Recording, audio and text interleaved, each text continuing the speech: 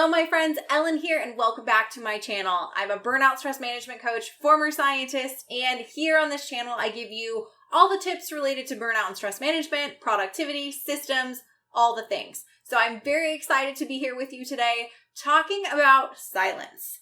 As I was creating this video and thinking about what to call it, I essentially decided to call it exactly what I was thinking when I chose this topic. So you don't like silence? I didn't either. I was, and totally have been for the majority of my life, somebody who always said, I don't like silence. So much, sometimes to the point of saying I hate silence.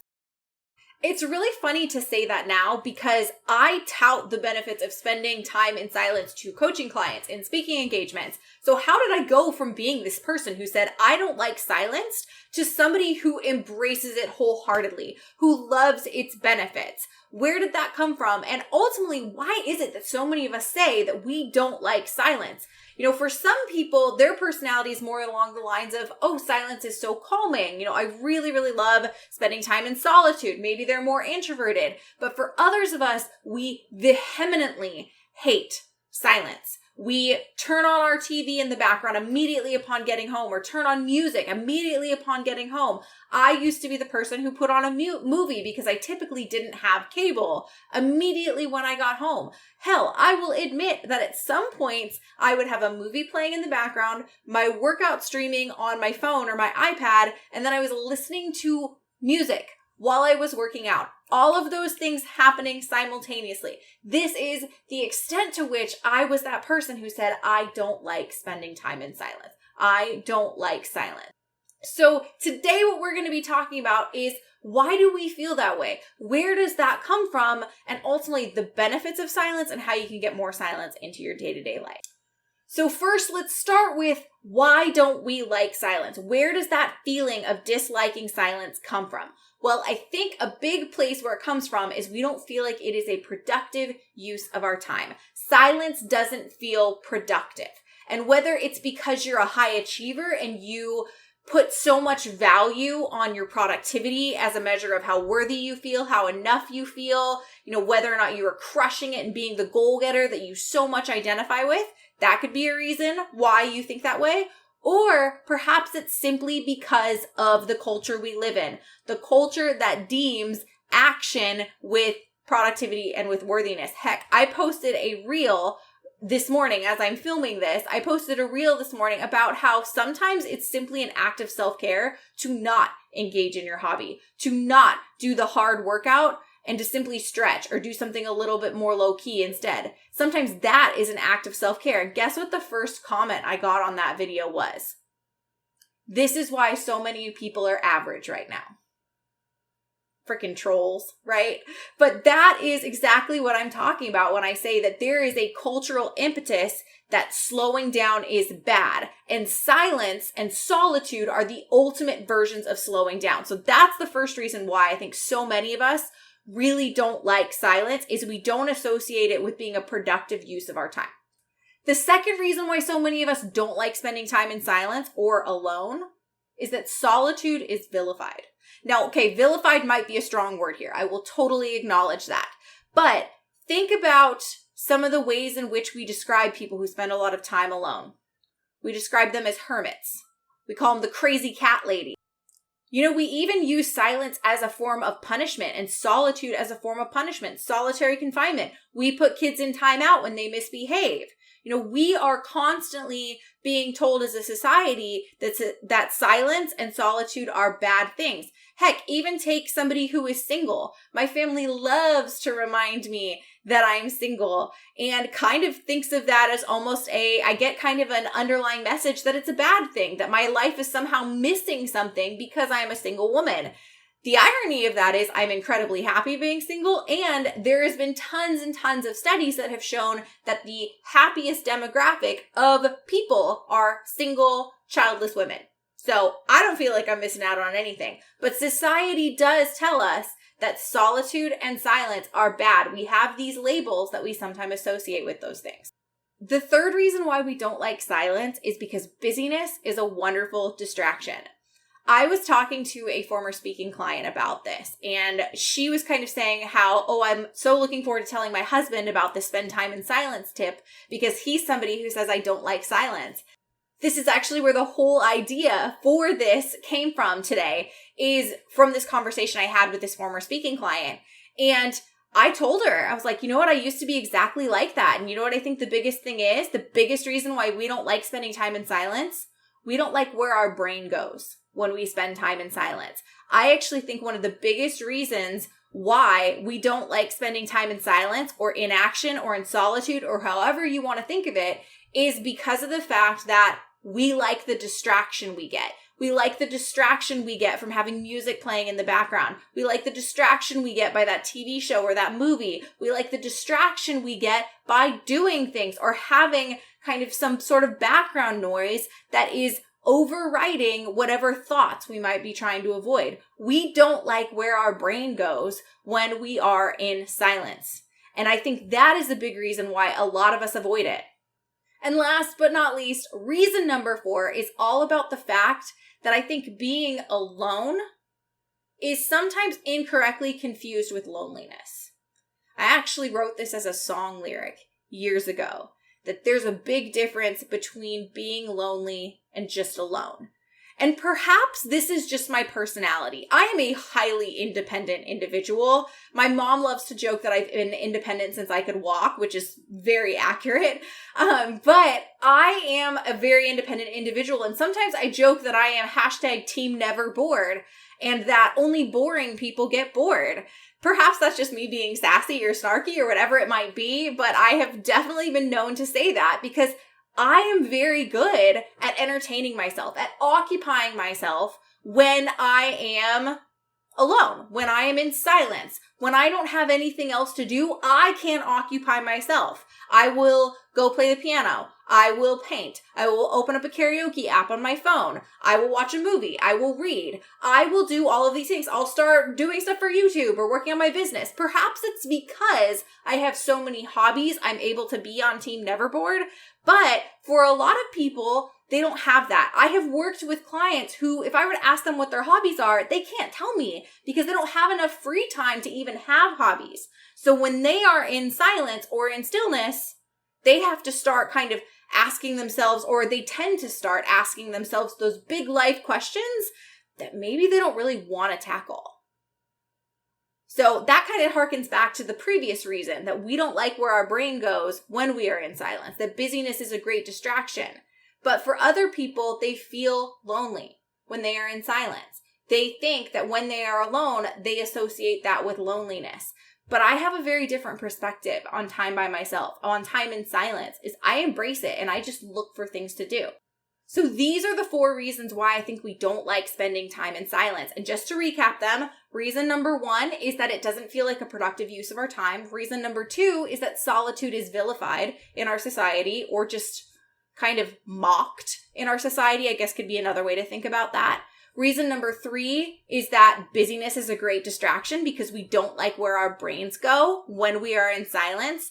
And then reason number 4 is that being alone is confused with loneliness. So these are all the reasons why I think we don't like spending time in silence. But let's get a little bit more actionable and talk about why it can be so beneficial. Why have I gone from being somebody who's on team I don't like silence and who has like 80 bajillion things playing in the background to being someone who embraces silence, loves silence? And what are the benefits of spending time in silence? Well, there are definitely quite a few. And if you're somebody who's very nerdy like me and likes to get into the studies that have been done, head to the companion blog post that is linked below so that you can check this out. But if you're not, I'm just going to give you the highlights. What are some of the benefits of spending time in silence? They are that our brains, first and foremost, that our brains get a much needed break when we spend time in silence. We actually get 2 forms of rest, and there are actually 7 different forms of rest. We get 2 of them when we're spending time in silence: mental rest and sensory rest. And these are both really, really important forms of rest to get if you are overwhelmed, as well as if you do knowledge work, which the vast majority of us do. For those of you that don't know, knowledge work is the kind of work where you are contributing brain power to something as opposed to doing manual labor. And a lot of us do that kind of work nowadays. Benefit number 2 of spending time in silence is it's actually been shown to lower your blood pressure. And for a lot of us who are stressed and burned out or are on the path to being that way and feeling that way, high blood pressure and some of those effects of stress are things that are very much on our radar. There have been studies that have been done that show that silence decreases blood pressure, which is a wonderful benefit of silence. Silence can also improve productivity by helping increase concentration and focus. This study was super interesting because basically what they did is they asked people to do a task that required concentration, and then they put them in 3 different environments. One that was quiet, one that had talking in the background, and one that had other noises in the background. I couldn't necessarily find what the other noises were, but what they found is that the people who were in silence were able to get their work done with a lower cognitive load, which basically just means how much of your memory, like your working memory, are you using? Lower working memory is a good thing. It basically is less intensive on our brain, but they had lower working memory and they had lower stress levels. So they had a lower impact on their cognitive load and they had lower stress levels, which bonus. Silence has also been shown to spark creativity. So if you do a lot of creative work, silence is going to be amazing for you. I don't know why I started talking in an accent there, but silence is going to be great for you. And this was one where I was very excited to see that there were studies on this because this is one I experience firsthand all the time. When I am in kind of a place where I'm blocked and I can't figure out what content to create, how to put together a speaking engagement to address a particular issue that maybe a client is experiencing. When I am in that kind of stuck, blocked mental place, I spend time in silence. I will often go on a walk down by the water, which if you follow me on Instagram, you will see that I walk by the water all the time. But I will go for a walk down by the water and I will usually go without headphones. And I come back from that damn near every single time. And I either have 80 bajillion content ideas, I have a solution to the problem that I was facing, whatever. But for me, that's about creating white space in my life, creating that empty space so I can just let my brain wander. And that's a good thing. For those of us that are really afraid of where our brains are going to go, usually that's something that we're avoiding dealing with, but sometimes just letting our brains wander, especially if we do creative work, can lead to some of our best creativity. Silence has also been shown to be very, very good for improving our stress levels and mental health, perhaps mostly because it's kind of a gateway to mindfulness-based activities. And those mindfulness activities like meditation have been shown to help improve experiences with anxiety, for example. So it definitely helps with that. It can also help improve sleeplessness and insomnia.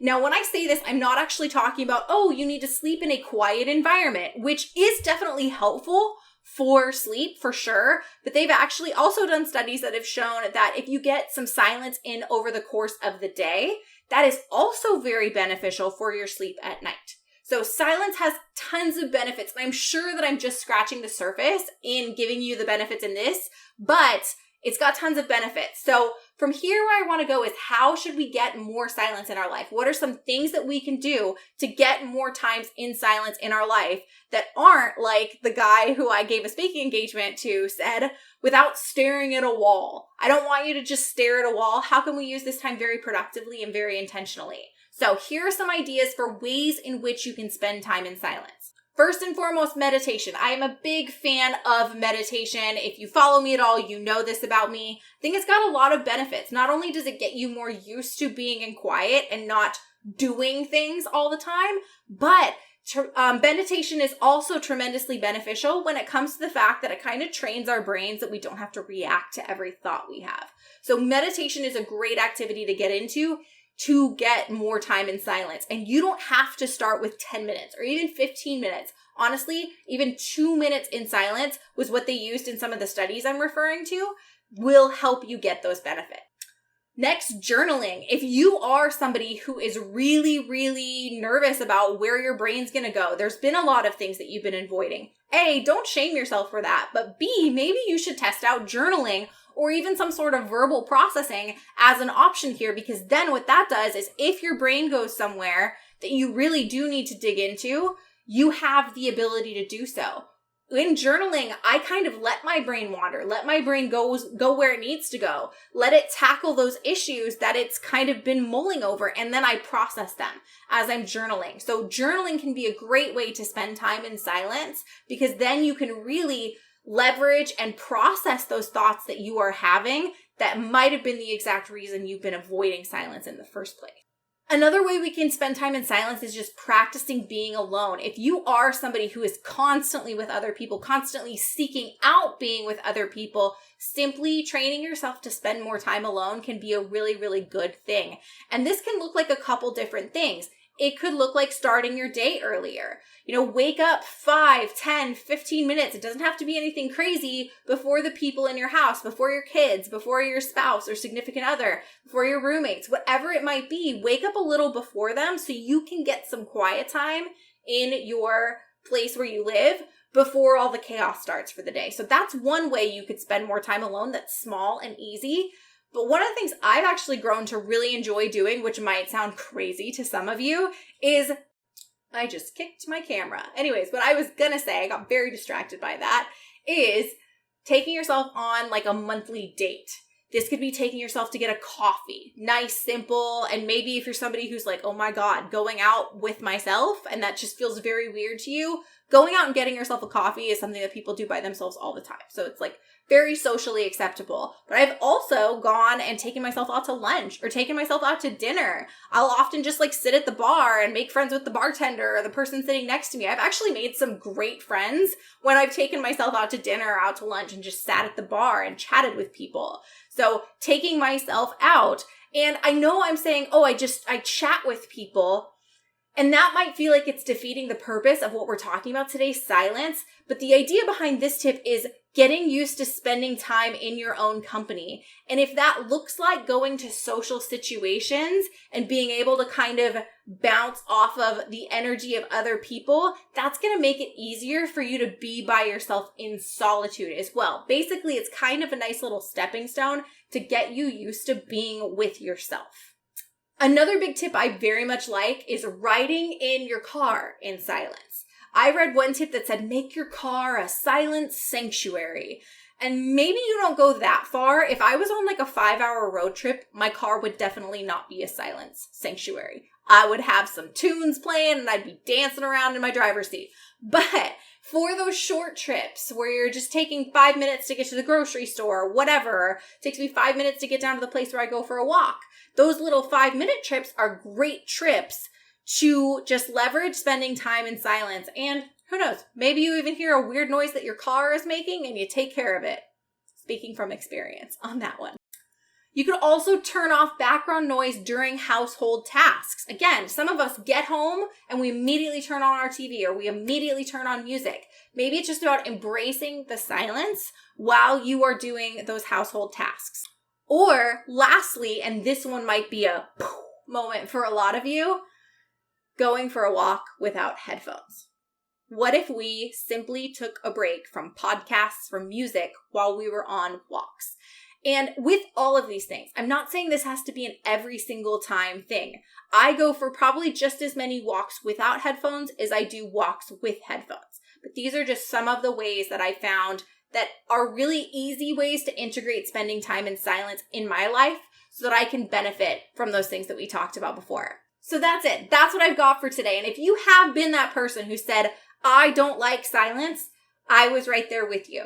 But these benefits that I found and these ways in which I found to more easily integrate silence into my life have been amazing for my creativity, for my productivity, and so much more. So if you liked what you heard in this video today, definitely click that subscribe button below. Drop a comment with your favorite tip, or maybe you have another idea for how you could spend time in silence. Go ahead and drop a comment below so people can benefit from it. But other than that, thank you so much for being here. I hope you have a great rest of your day, and I'll talk to you next time. Bye.